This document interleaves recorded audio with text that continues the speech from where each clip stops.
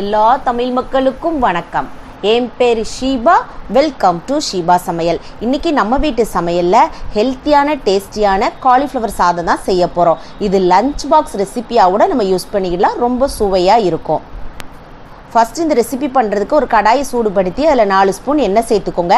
எண்ணெய் நல்லா சூடேறவும் 1/2 ஸ்பூன் கடுகு, 1/2 ஸ்பூன் உளுந்தம்பருப்பு சேர்த்துக்கிடலாம். இந்த உளுந்தம்பருப்பு நல்லா செவந்து வரட்டும். கடுகு நல்லா பொரிஞ்சு வரவும் ஒரு 4-5 பல் பூண்டு, 2 வரமிளகா, 2 இனுக்கு கருவேப்பிலை சேர்த்துக்கலாம். இதில் இந்த பூண்டு பற்களை தோலோடு அப்படியே நசுக்கிட்டு சேர்த்துக்கோங்க. தோலோடு சேர்க்கும் போது அதனுடைய மனம் ரொம்ப நல்லாயிருக்கும். இப்போ இதை நல்லா வதக்குனதுக்கப்புறமா ஒரு பெரிய சைஸில் இருக்கிற பல்லாரியை கட் பண்ணிவிட்டு சேர்த்துக்கிடலாம். நீங்கள் சின்ன வெங்காயம் சேர்க்குறதா இருந்தால் கூட சேர்த்துக்கிடலாம்.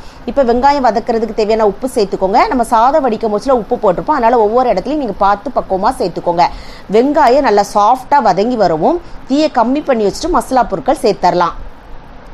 1 ஸ்பூன் அளவுக்கு தனி மிளகாய்த்தூள், 1 ஸ்பூன் அளவுக்கு தனியாத்தூள், 3/4 ஸ்பூன் அளவுக்கு கரம் மசாலா, ஒரு 1/2 ஸ்பூன் அளவுக்கு ஜீரகத்தூள், 1/4 ஸ்பூன் அளவுக்கு மஞ்சள் தூள் சேர்த்துக்கோங்க. இதில் காரம் மட்டும் உங்களுக்கு தகுந்த மாதிரி கூட்டி குறைச்சி சேர்த்துக்கோங்க. அது மாதிரி தீயை கம்மி பண்ணி வச்சுட்டு வதக்கி விடுங்க. அந்த கடாயில் உள்ள சூட்லேயே இந்த மசாலாவுடைய பச்சை வாசனை போயிடும். அதிகமாக வச்சிங்கன்னா அப்படியே கருகிரும், அதனுடைய சுவையே மாறிடும். இப்போ இதில் நல்லா பழுத்த தக்காளி பழமாக 2 தக்காளி பழம் சேர்த்துக்கோங்க. அதையும் நல்லா சாஃப்டாக வதக்கி விட்டுக்கோங்க. இந்த தக்காளி பழம் நல்லா சாஃப்டாக வதங்கி வரவும் இதில் நம்ம ரெடி பண்ணி வச்சுருக்க காலிஃப்ளவரை சேர்த்துக்கலாம். நான் இன்னைக்கு எக்ஸ்ட்ரா ஒரு உருளைக்கிழங்கு சேர்த்துருக்கிறேன். உருளைக்கிழங்கு சேர்க்க உங்களுக்கு விருப்பம் இல்லைன்னா நீங்கள் அதை வேணால் ஸ்கிப் பண்ணிக்கோங்க. தோலை சீவிட்டு இது மாதிரி கொஞ்சம் குட்டி குட்டி பீசஸாக கட் பண்ணிக்கோங்க. இந்த காலிஃப்ளவரை நல்லா தண்ணியை கொதிக்க வச்சுக்கோங்க. அதில் மஞ்சளும் உப்பும் போட்டுட்டு கொஞ்சம் பெரிய பெரிய பீசஸாகவே இதை மாதிரி கட் பண்ணி எடுத்து வச்சுக்கோங்க. இப்போ அந்த காலிஃப்ளவரை சேர்த்துட்டு அப்படி மூடி வச்சுருங்க ஒரு 10 நிமிஷம். அதுக்கப்புறமா தண்ணியை வடிகட்டிட்டு சேர்த்துருக்கிறேன். இப்போ அடுத்ததாக சாதத்தை நல்லா உதிரியாக வடித்து வச்சுக்கோங்க. சாதத்தில் உப்பு போட்டு வடிச்சுக்கோங்க. அப்போ நம்மளுக்கு அந்த மசாலாவோட நல்லா கலந்து விட முச்சில் ரொம்பவே ஈஸியாக இருக்கும். இப்போ மசாலாவை நல்லா அதை குக் பண்ணி எடுத்துக்கோங்க.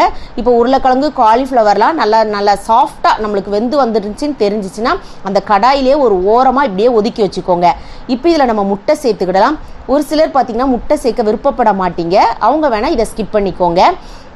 இப்போ இந்த முட்டைக்கு தேவையான உப்பும் 1 ஸ்பூன் அளவுக்கு மிளகுத்தூளும் சேர்த்துட்டு இதனால் சாஃப்டாக அப்படி பொரிச்சு எடுத்துக்கோங்க. நீங்கள் முட்டை சேர்க்காதவங்க இந்த காலிஃப்ளவர் கொஞ்சம் குட்டி குட்டி பீசஸாக கட் பண்ணி எடுத்துக்கிட்டிங்கன்னா ரொம்ப நல்லாயிருக்கும் அந்த சாதத்தோடு கலந்து விடும் போச்சில். இப்போ இந்த முட்டை நல்லா சாஃப்டாக நம்மளுக்கு ஹை ஃப்ளேமில் வச்சு கலந்து விட்டுக்கோங்க. இப்போ நல்லா சாஃப்டாக வெந்து வந்துருச்சு. இப்போ எல்லாம் அந்த மசாலாவோடு சேர்த்து நம்ம ஒன்று போல் நல்லா மிக்ஸ் பண்ணி எடுத்துக்கிடலாம். இப்போ எல்லாத்தையும் நல்லா ஒன்று போல் இதை மாதிரி மிக்ஸ் பண்ணியாச்சு. இப்போ பார்த்தீங்கன்னா நீங்கள் காலையில் வடித்த சாதம் இருந்துச்சுன்னு வைங்களேன், அல்லது மத்தியானம் வடித்த சாதம் இருக்குது மீதி இருக்குன்னா கொஞ்சம் ஆறி இருந்துச்சு அப்படின்னா இதை மாதிரி ஒரு மசாலாவை ரெடி பண்ணி சட்டு நம்ம செஞ்சு கொடுத்துடலாம். ரொம்ப டேஸ்டியாகவும் இருக்கும். அதே சமயத்தில் ஈஸியான ரெசிபி, ரொம்பவே ஹெல்த்தியான ரெசிபியும் கூட.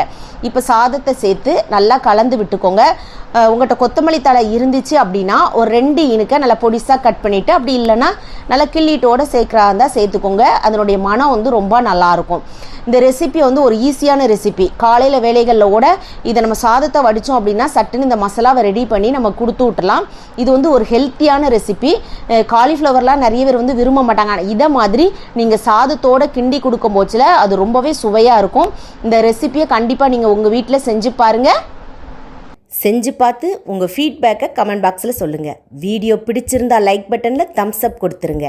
தம்ஸ் அப் கொடுத்த கையோடு உங்கள் ஃப்ரெண்ட்ஸ் ஃபேமிலியோடு ஷேர் பண்ணிடுங்க. ஃபர்ஸ்ட் டைம் வியூவராக இருந்தால் சப்ஸ்கிரைப் பண்ணி சப்போர்ட் பண்ணுங்கள். நான் இன்னொரு வீடியோவில் இன்னொரு வித்தியாசமான சுவையான மனமான ரெசிபியோடு நான் உங்களை சந்திக்கிறேன். அது வரைக்கும் டாடா பாபாய்.